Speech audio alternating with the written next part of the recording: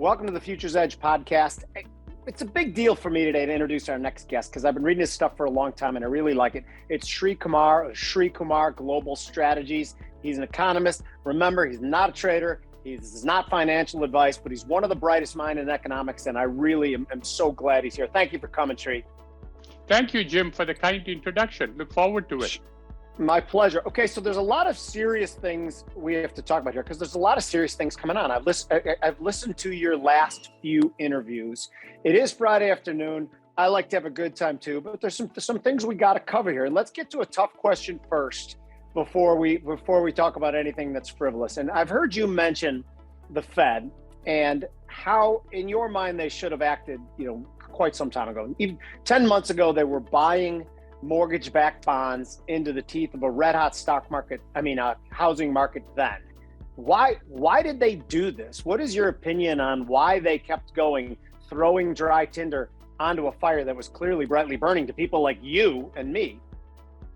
I think the reason that I give repeatedly, Jim, is one, think about the date on which Powell switched from being a dove to somewhat of a hawk.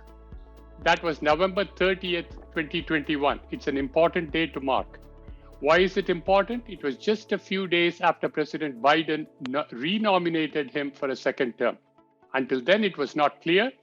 Lyle Brainerd was set to have a march over him because she was preferred by a number of Democrats in the Senate. However, the Republicans did not want her. So he had to get Powell as some form of a compromise, the second best, if you will.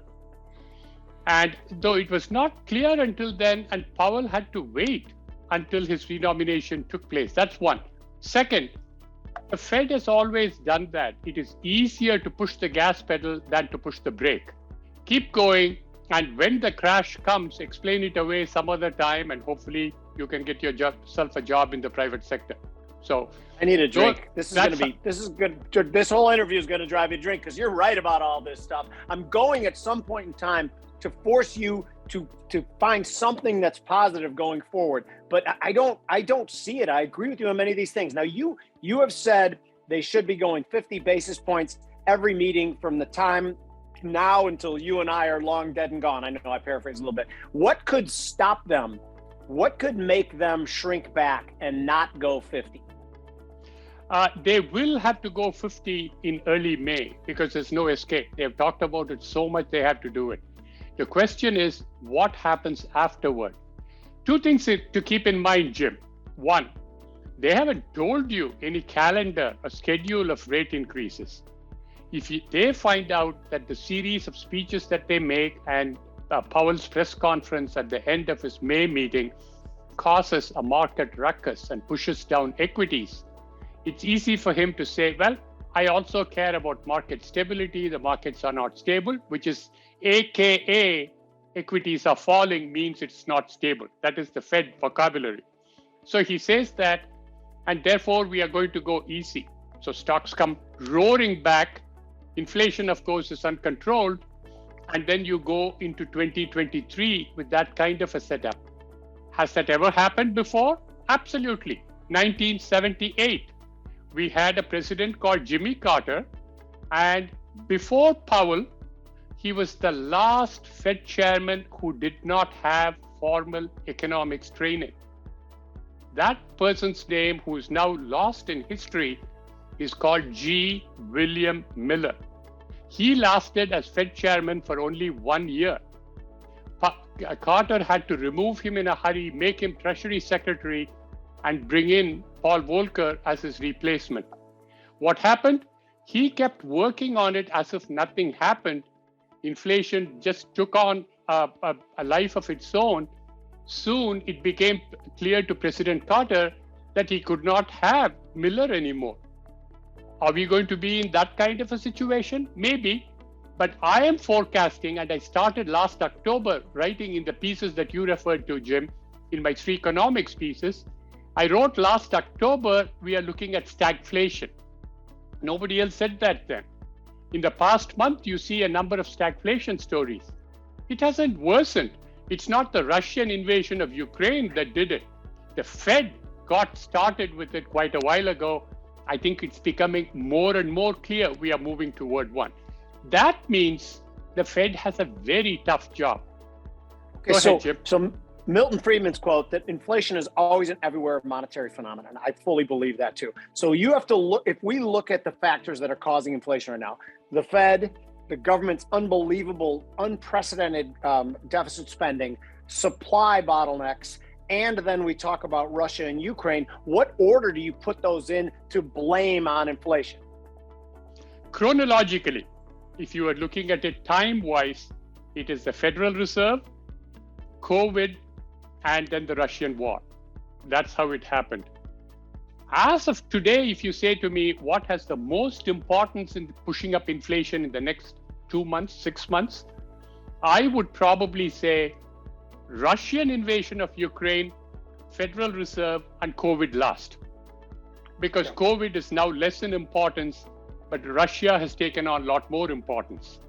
To circle back to an answer you gave in the first question, I think we're saying the same thing, and I don't know if you'd say it as crass as I, but we're really talking about politically motivated dimwits who are guiding our policy and have led us to this spot that it's just an unbelievably bad spot we're in. Is that a fair assessment of what you said without making you say it? I'm going to smile as you say it, Jim, and you can take my smile for what it's worth. Don't be a coward, Sri. And I'm going to say it in a very polite form. We simply do not have the skill level necessary within the Federal Reserve. They did not have it so far in their management. It gives me no reason to think that suddenly they are going to develop skills in the future in order to bring it down. So does that, in a different form, help give comfort to your statement? It does a little bit. If we hang out more, I can make you say things in a meaner fashion. Challenge accepted. I have another question that just last week, or this week actually, Lyle Brainerd, uber dovish, came out with some hawkish comments. Bill Dudley, no longer part of the Fed, but obviously an important member for a very long time, wrote that article in Bloomberg where we started talking about reversing the wealth effect, actually engineering stock market risk assets, investable assets to go lower to suck liquidity out of the market to fight inflation. This to me is terrifying. This is like God complex that they can just push and pull the market around at their whim and come out with a good result.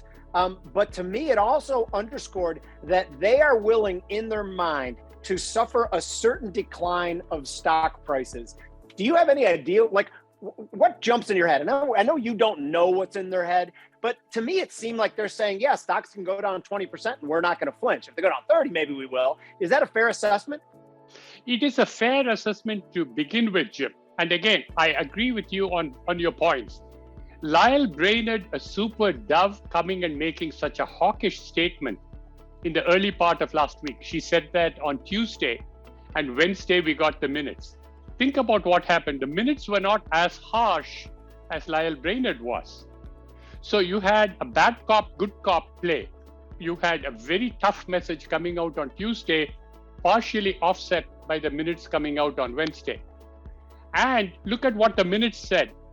90 billion reduction per month, but it's going to be phased in. Who knows how long? Are you going to take a year to phase it in? How long will you take? We don't quite know.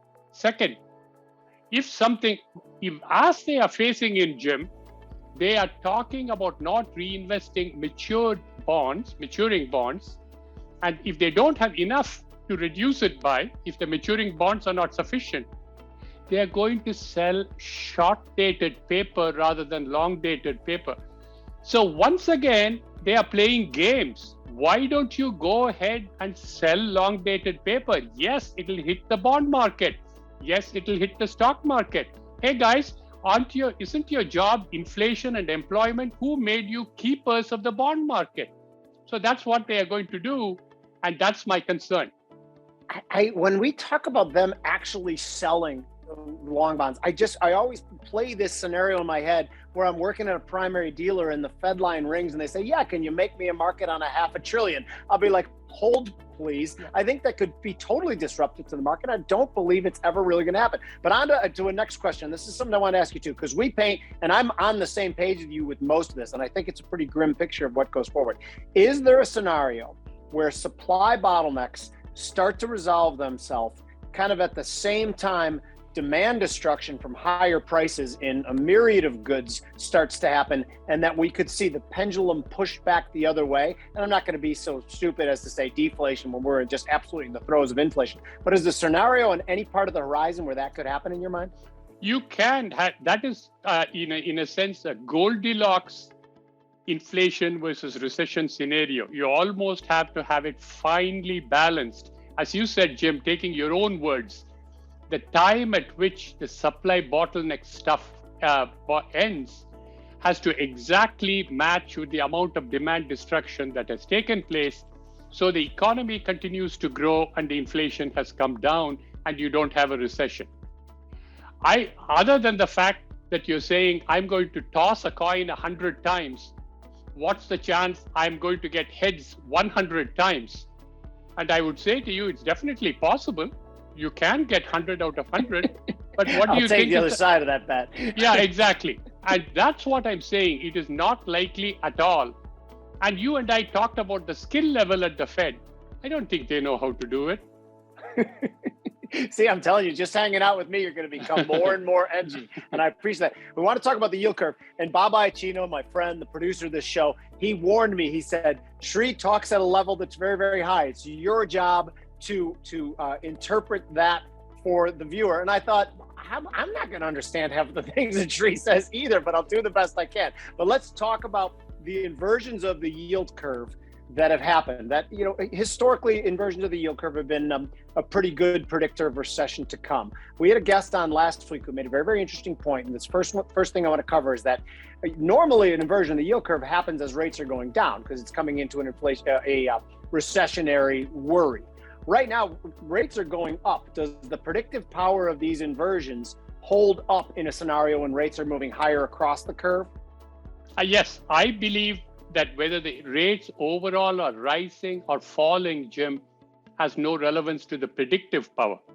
It happens because whether the rates are rising or falling, if you have a situation where you are getting a lower yield long-term than you're getting short-term, there is something wrong with that situation. And it doesn't matter whether the rates are rising or falling, you always want to be compensated more for holding on to your paper for a longer period of time, even if the long-term yield is rising because there is a flight from fixed income. The short-term yield should also compensate for it so that the yield curve is in fact positively sloped. The fact that you do not have it, it's not steeply upward rising, but it starts to fall, means something is wrong. And why is it that you, Mr. Investor, Miss Investor, why is it that you are purchasing paper long term when it is yielding less? Because you're seeking a safe haven. Second, whether rates are rising or falling, to the extent you have a negatively sloped curve, the banks are not going to lend. They're not going to borrow at 2% and lend to you for 1.5%. So if they don't make money, you get less credit and therefore the economy suffers. It is for that reason the Federal Reserve has generally used this as a signal in the past, except for Powell. He found that the 2 to 10 was going against him in one of his recent press conferences. He said, look at the other yield curves, which are positively sloped. This is what happens when you have a person without economic training run the Federal Reserve. I agree with you 100% on this. And I like the 2s to 10s more than anything else because the 2s represent Fed expectations and the 10s represent like where actual, I don't know if investment money or money is running to hide out. So it's always going to be that those two maturities are going to be the best glimpse of what the story is, right? Very well put, Jim. I couldn't have said it any better. That's just it. Okay, so when you look at times that have happened in the past, and again, I stress again, you are not a trader, you are not a financial advisor, you're an economist and a damn good one. But when you look at things that have happened in risk assets and equity markets, coming into a situation like stagflation, coming into, I think we're both saying there's a recession on the horizon. Is this going to be negatively impactful for risk assets? Does it have to be? It is negatively impactful, and I'll tell you why. It's more than negatively impactful for risk assets. It's also negatively impactful for what are called risk-free assets, US treasuries, long-dated treasuries. They, of course, carry a duration risk, but you don't have the risk that the US government will not pay you. At least you don't have that risk yet. But if you look at that, and you can, in a recession, you can go from equities, which are risk assets, you can go and hide in US treasuries where you get a capital gain because the yields are going down. In an inflation, bonds are losing value. You sell your long-dated treasuries, go into equities, which give you protection from inflation. The problem with a stagflation is both of them lose out. If you look back at 1979 to 1981, and remember, August of 1982 was the low point for the S&P 500, so much so a well-known business publication said this is the death of US equities, believe it or not, August 1982. It turned out to be the bottom, but until then, equities had fallen and bond yields had risen. And so you can have a situation when both risk assets and risk-free assets both lose money. What do? I have been saying gold is going to retain value. Commodities are going to retain value. Look at the price of food. There's an excellent article in the Financial Times today that food prices have risen 34% in the last year and 13% just in the last 2 months. This is not annualized. This is not a made up number. It is just, if you look at February beginning to today, it's gone up 13%. Jeez. So all of these, to say to me, commodities are one area you're going to hide. Food prices are going to go up higher. Energy prices are going to be dominating. I look at steel. Steel prices going down because Russia and Ukraine are major exporters and they are now not able to do that. On top of that, steel requires a lot of energy to produce it. And that energy is costing more money. So steel is costing more money for more than one reason. So you have two reasons why steel is going up. That in turn hurts all the industries dependent on steel. Nickel has gone up. It affects electric car batteries. So there is no way inflation is just coming to an end, no matter what Lyle Brainerd might say or Jerome Powell would say. This blows me away. There's a couple of things I want to add to that too. The UN Food Price Index, the one you referenced there too, higher than when the Arab Spring happened and governments were attempted to be overthrown. We're seeing unrest in Peru, Sri Lanka, Venezuela, all at the same time. This, again, we're painting a picture of something that's very, very grim, correct? Absolutely correct. That, not only that, and let's now come back just to the United States, Jim. Within the United States, after the 2008 financial crisis, I've been writing about the fact that the Ben Bernanke Fed, the Janet Yellen Fed, were essentially increasing income inequality. They kept interest rates very low. So if you cannot afford to be in the stock market, you can only, you are a retiree, you're a wage earner, and you depend on bank interest income, you got screwed. Very simple. And the equity holder did fine. Now, what that is being repeated in a much more gruesome way.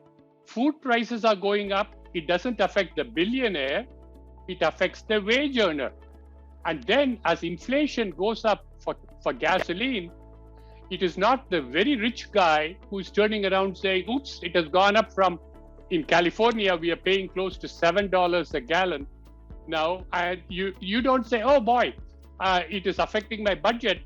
It doesn't affect your budget if you're high net worth. You don't even think about it. Lower level you get. So you're going to have what's called Gini coefficient, which is a statistical measure of income inequality, which started to worsen in 2008. It shows that from 2008 to 2019, the United States became the worst income distribution country after only Chile and Mexico. Wow. That's absolutely staggering to me. And I think you're leaving out something else too. With the Fed create assets that I own and you own go up in value, while things that the poor need go up in price, will push that apart. But also, the Fed has also contributed in fueling 2 asset bubbles, which in the end of those asset bubbles drags in the people with the least money to lose to try to participate, and then the bubble smashes and wipes them all out. And then people like me, like 10 years ago at the absolute low, I bought 2.5 acres in a restaurant in my town because it was a fire sale. So it's a distribution again from the poor and the middle to the upper incomes. This thing is just disgusting how it plays out. Exactly. That is my real fear coming to the United States. Globally, what you said is very true. Higher food prices is going to increase social pressure in the lower income countries. And what we do in the United States or Western Europe, I don't quite know how they're going to deal with it, but it's going to become a big issue. I know I said I'd get you out in 15 minutes, but I'm having so much fun. Can I ask you one more question about Please the dollar? do. Go ahead. Oh, okay, good. So not fun. I'm not having fun talking about this stuff. I think just it's absolutely amazing. So the dollar's going higher. The Fed, because they were the first major central bank to decide to really be aggressive and be hawkish, the dollar is going higher against most currencies. Is this going to even exacerbate the problem worse in developing countries that depend on the dollar, and now all of a sudden their currency is weaker and inflation is going to be even run hotter, right? Excellent point. Here are the reasons how the stronger dollar, by the way, talking about a stronger dollar, DXY is the dollar index, which we like to measure. And for the first time in 3 or 4 years, it hit the 100 level. Just to give you an example, it was about 96 and a half about 4 or 5 months ago. It has risen quite sharply. What does that do? Most of the countries, when they have external debt, they borrow in dollars. You are supposed to repay in dollars as well as make your interest payments in dollars. They are more expensive in terms of your local currency, and your local currency has fallen in value. So that hits you. Second, you find that if you can, from a US viewpoint, the stronger dollar is a disincentive for exports. Third, the S&P 500 companies, for which about 50% of revenue comes from foreign countries outside the United States, they have to translate into US dollars, and they get less US dollars per euro or per yen that they move. So corporate earnings are hit. So a stronger dollar has widespread implications. Donald Trump was aware of that, which is why repeatedly he said in public that he wanted a cheap dollar and tried to push it down with his speeches. And whatever you think of the administration, you have to give credit for the fact that there was a recognition of the importance of the dollar exchange rate. Again, I could talk all afternoon, but I know you're in California. You got out in that nice warm sun there. This has been Sri Kumar of Sri Kumar Global Strategies. Can you give me your Twitter handle? Because if you guys aren't following him on Twitter, you're missing out, because there's just a lot of really good material. What's your Twitter handle? Thank you, Jim. It is at Srik Global. It is at SRIK GLOBAL. And thank you very much for the minutes that we spent. I absolutely enjoyed talking with you, Jim. Thank you, sir. Have a great weekend. You too. Bye-bye. So we have Bob Iacchino now. We'll talk about how all the things that Sri told us and the things we talked about, and we're going to break them down, talk about equities, talk about gold, talk about rates. By the way, my head is absolutely spinning. Bobby, you listen to that. It's wild, isn't it? Yeah, he is. I'm telling you, Sri, he's the guy in terms of rates. He is right up there with Jim Iorio. He is ridiculously good at rates, and he has been spot on for like 4 years. I mean, he was shouting from the rooftops how bad this stuff was. And it's actually coming to fruition now. He's starting to get recognized for having basically talked about what's happening right now and what's been happening for the last 8 to 12 months. That was amazing. I thought it was amazing too. I wish, if I would have pressed hard, if I had to do again, I'd try to press him to give me something good, something like how it can work out in a good way. But I know that the situation is pretty grim. People are suffering from inflation, and this is a tough path for the Fed that they've created themselves. And I did not get him to call them politically motivated dimwits. If I had to do it again, I'd take a swing at that again too. He's so polite. He did say they don't have the skill level, which is his way of saying dimwit. Jim, that is a polite man's way of saying Jim. Polite You man's want way you of and I to start on rates, or you want to start with gold? Because he mentioned gold, and I thought it was very intriguing. Let's start with gold. All right, let's start with gold. So I have a long gold position actually in an ETF, and I'm looking to do a shorter term. So what I do with this is longer term positions I might do in an ETF depending on what it is. And the longer term position was more of a fundamental position. And my fundamental position has done nothing but get stronger, even though the position hasn't made a lot of money. So I'm going to put on a future position now because I think it's about to break out. So part of the thesis I have behind that has a lot to do with what Sri said. First of all, I don't think the Fed has the wherewithal to do this, but if they do, great for gold, right? From a perspective of fighting inflation, I don't think they could succeed and not absolutely crush asset prices. And I think they're scared to death of that. I really do. That's a politically motivated bunch of dimwits, as you guys have been talking about. So from that perspective, I think gold is going to have a tailwind. May is a very strong seasonal month for gold, which is why I want to put it's not a seasonal trade. As you know, Jimmy, seasonality is a terrible trading strategy. It really is. But there is a seasonal tailwind as well. And then on top of that, think about this Russia-Ukraine conflict from this perspective. Now that the ruble has actually gained strength, right? Simply because Russia's backed it with oil, right? Here's an asset-backed currency in our midst. And look what happened. It got stronger against the US dollar, right? They have to turn it into something that's fungible for something. And I think they're going to take the rubles and do the best they can to convert it into gold. And I think other countries are starting to see the value of that with the actions the West has taken. Not taking a stance on the war. I'm not. I'm just saying what's likely to happen to gold. Gold is likely to become a lot more valuable because it is in your hand currency, and it's got about 8,000 years of history and back testing that it can actually be used for that. I think Russia could actually convert some of these rubles they're going to get for their energy sales into gold, and then transmit those golds to Iran, to China, to whoever they can do business with. And that's going to put gold at the center of a storm in terms of how high it can go.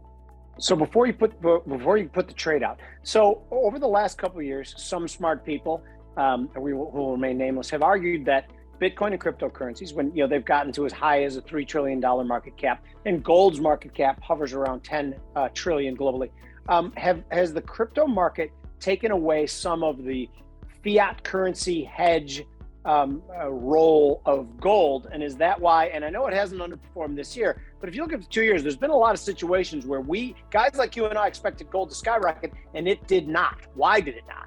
100% correct that cryptos took some of the shine off gold, pun intended. But having said that, going forward, when it's governments dealing with governments, especially when it's Russia dealing with China, does China want Bitcoin? They banned Bitcoin miners how long ago? Okay, China wants gold. And now we've seen this correlation between Bitcoin and the NASDAQ. And if I'm right on my longer term, I should say medium term thesis, that the NASDAQ is likely to fall 30% from where it is now, Bitcoin is likely to fall with it simply because the adopters also tend to be long NASDAQ. They tend to be the same type of investor. I believe in cryptocurrencies. It's just not mature enough for this situation, in my opinion. Right. To put a finer point on what Bobby said too, is we've talked about this a lot on several of the shows we've been on. Bitcoin and the NASDAQ correlate heavily. They really, when you make an argument for it, they shouldn't correlate that heavily, except if you're going to make the argument then when a ton of loose dollars are around in the system, they flock to, out the risk curve. They really shouldn't move in correlation at all, but they do. And so that has morphed into a situation where the guy who runs the NASDAQ desk also has the Bitcoin portfolio, and they tend to buy and sell at the same time. It's wild to me, and it's there until it breaks. So I like what Bobby's saying. Now can you lay out the gold trade for us? Sure, I'm basically buying gold now. By the way, I mentioned a crude oil short. We didn't get that settlement that I mentioned on last week's podcast. So I'm still looking at that trade for the record. When it hits, I'll review it. When it cancels out or is voided by some up move, I'll go into that as well. Nothing's happened in that trade. This trade, I want to buy gold now, which is basically $1,945. That's right around where we were when I put this trade together. So buy it at $19.45. My target is actually 2,030 cents. So I'm actually going to have a target of $1,999 because I don't want to run the risk of that even number activity. My guess is going to go through to 2000, jack up a little bit fast that, and then fall back below it pretty quickly. But I'm going to go ahead and exit this trade at $1,999. My stop is going to be about $1,907. So in the full gold future, okay, I'm going to be risking about 3,800, make about 5,400, but I'm going to do this in the micro gold, take that down by a factor of 10 and risk $380 to make $540. Because the big gold contract's 100 troy ounces, the little gold contract is 10 troy ounces, which begs the question, what in the hell is a troy ounce, and why can't we just deal in the regular ounces? What is wrong with these people? Old the gold as a currency is. We go back to Troy. It's amazing. Okay, so when I spoke at the New Orleans Investment Conference a few months back, my big idea was silver. Silver is it's disappointed me at this point, but I liked all the things you were saying about gold, but then I also liked some of the industrial capabilities of silver as well. So sometimes that, it's usually a precious metal, and obviously 80-90% belongs in that camp. But there's sometimes where an argument's made as an industrial metal as well. Why is my silver trade not making money? And if your gold trade starts to head in the right direction, will silver follow it? I believe silver will follow it, yes. I think it's not following currency because of that because of that industrial component, but also because it's less of a currency. If you have to buy something in silver, you have to carry a ton more silver than you do gold. And so just transmitting it on carrier planes from Russia to China, I don't think the gold silver ratio is going to fly like it was a couple of years ago where gold was just outpacing it. I think silver is going to keep pace because of investor holdings. But from a physical standpoint, I think gold is going to be dragging silver with it. Good. Okay, let's move on to equities. I know we touched on these a little bit, and I touched a little bit with Sri as well. We'll end with rates too, because that's going to be the kicker, because rates are wagging the dog, obviously. I agree with you that equities, at the beginning of this year, we looked out at the landscape in front of us and the hike we were about to take, and every one of us would have said, one of the reasons we've been buying stocks for the last 10 years is that compared to the safe rate, compared to the alternatives, stocks looked very, very attractive with rates at zero for a long time. Now, all of a sudden, we have James Bullard talking about rates getting to 3.5% short-term rates, which I think is absolute insanity, and I don't think it will happen. But the path is fraught with higher rates. And we all know there's a substitution for everything. If all of a sudden you're going to get 3% on your 10-year, then it's not as beneficial to invest in stocks unless you throw in the inflation component of it, which is obviously here. But anyway, that the picture becomes very, very muddled. And that's why I remain, I don't know if a bear is the right way to say it on stocks, because I do think there's a spot in the S&P, a down 20% where they flinch. But I guess my question to you before I give my trade is adjusting to a new rate environment the biggest hurdle for stocks right now, or is there more? No, I think it's likely the biggest hurdle. Obviously, you've got Russia, Ukraine, but at least the U.S. equity markets has survived that so far. We'll see if we get any further into the conflict, as some people hope we do. I certainly hope we don't. But from a perspective of the biggest hurdle, yes, I think it's adjusting to the interest rate environment going forward. I don't think we're going to see guidance adjustments in this earnings season. We're talking Friday afternoon, April 8th. So we got earnings starting next week with the big banks. I don't think you're going to see adjustments in earnings and revenue this particular quarter, which have been Q1. Q2 is, I think, where you'll see it. I'm going to be really watching guidance. I agree with you. The NASDAQ and the Russell are still technically in bear markets. They've been in a bull market correction within a bear market. S&P hasn't reached it, Dow hasn't reached it, but we're talking as the Dow finishes negative, the S&P finishes negative more than 1% this week, the NASDAQ finishes negative more than 3% this week, and the Russell more than 4%. Those are weak markets. So I tend to agree with you that the sell side, which you're going to describe, is probably the safer play. Right, and it's going to be in the S&Ps, and you guys have all known, and we've talked about this at length too, the NASDAQ tends to get walloped when rates go higher. They're still subject to that discounted cash flow model, the growth stocks. These analysts look at low rates as a huge pusher of those prices higher, and when that starts to reverse, it reverses hard. But I'm looking at the S&P. I have this trade on. I have a lot of trades on, but this one's going to be in the micros, and I did sell it at 45.05. today, Friday afternoon, with a target of 44.65 on the downside and a stop placed at 45.35 on the upside. So if you hit your target, which is 40 ticks lower, that's a gain of $200.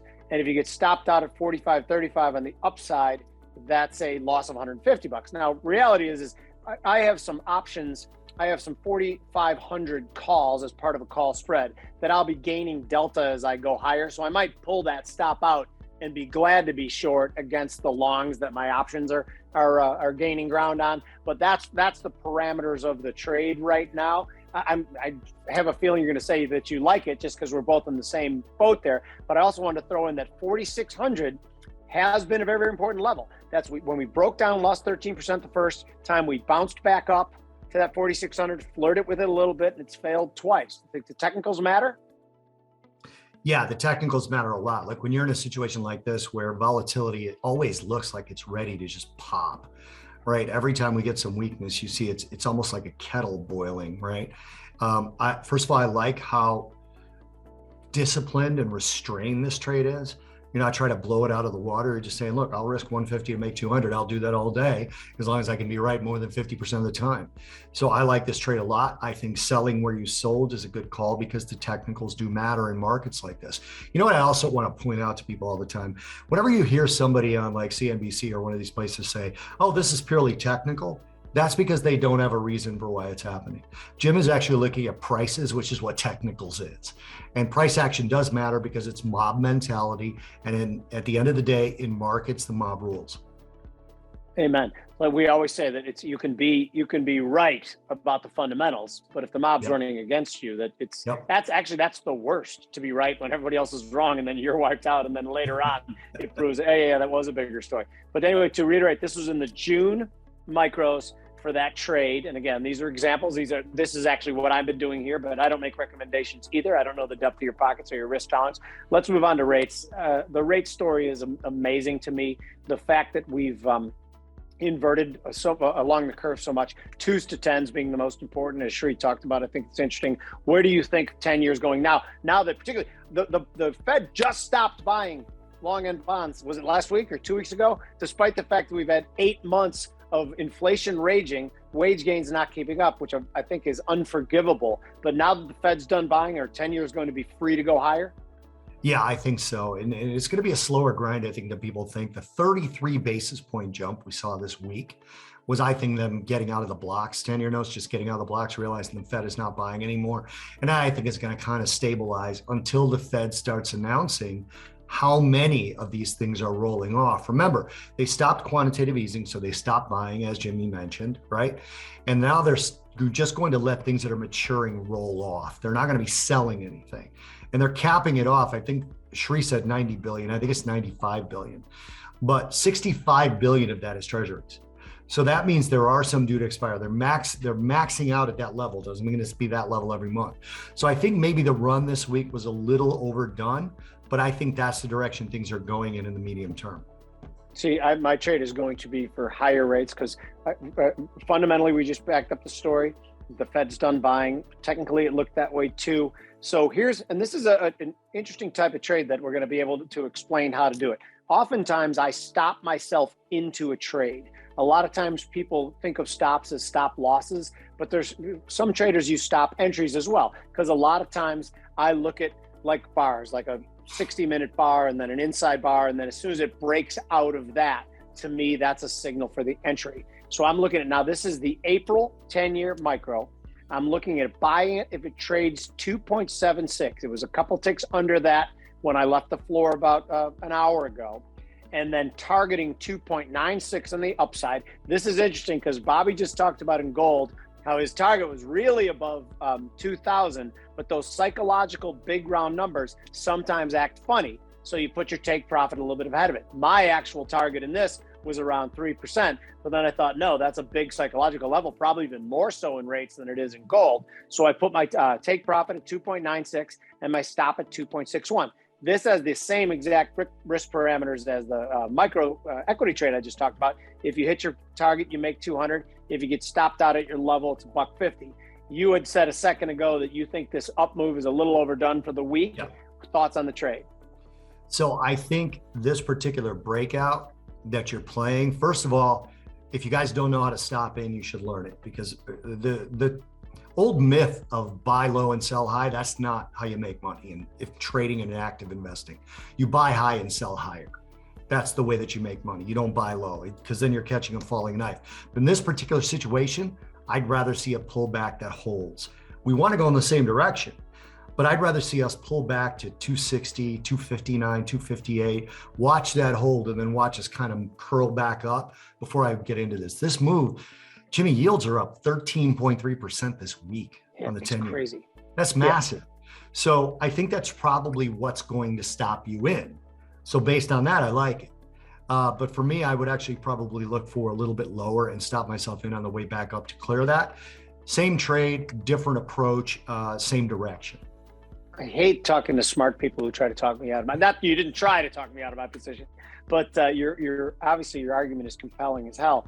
We have to talk about crude as long as we have you here, and crude is the centerpiece of everything right now. So crude is obviously traded off quite a bit.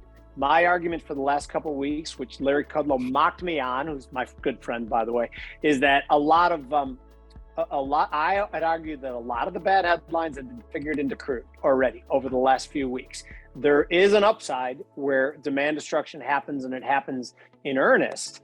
And historically, that was $4 a gallon for gas. We obviously blew through that in most of the country too. When you start having to worry about demand destruction, and you've worked in all those terrible headlines, I thought it was due for a pullback.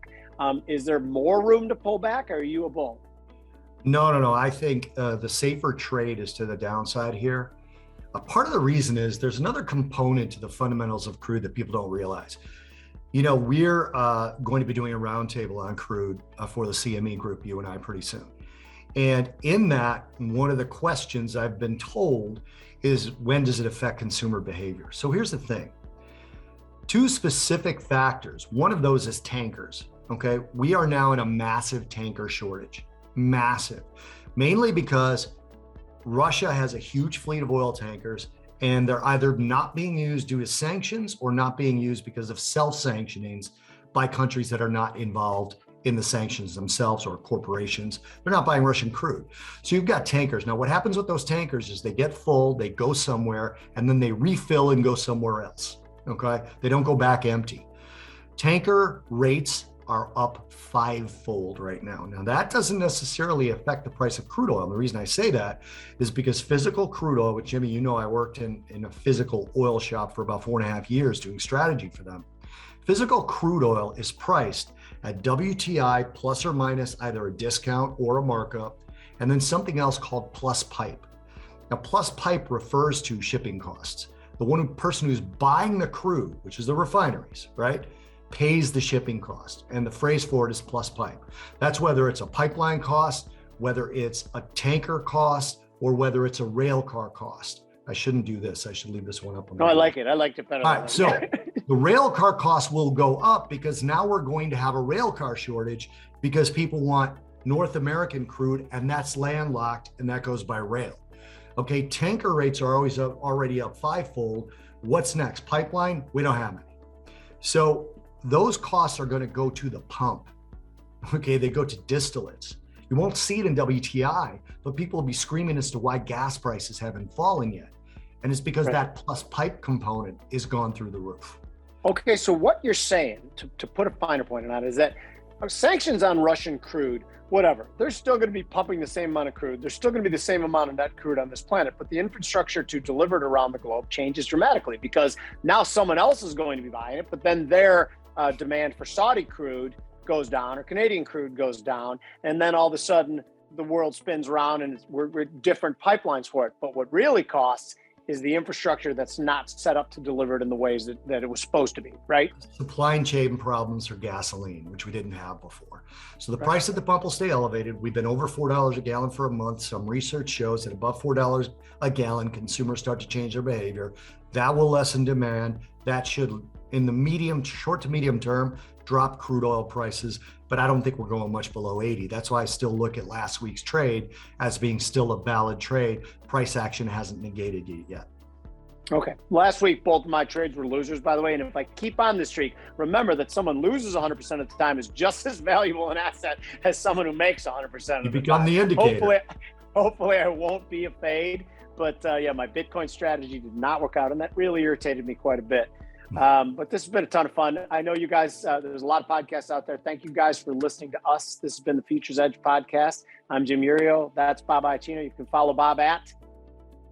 Oh, look at Bob that. I don't have a Iacchino. The Twitter handle is Bob_Iacchino, which is IACCINO. And I'm covering up this beer because we don't have a sponsorship with them. Yeah. And I don't want anyone to know what beer this is. No, of course not. And if that company wants to sponsor us, call Bob. It's Bob. It's completely impossible to tell what beer this is. I think it's Ona beer. I think that's what it is. Well, actually, I probably shouldn't be drinking this given the pandemic caused by this beer. So.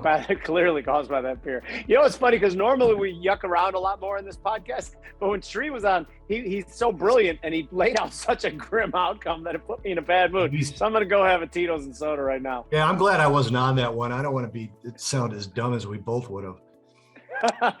I will see you, my brother. Have a good weekend.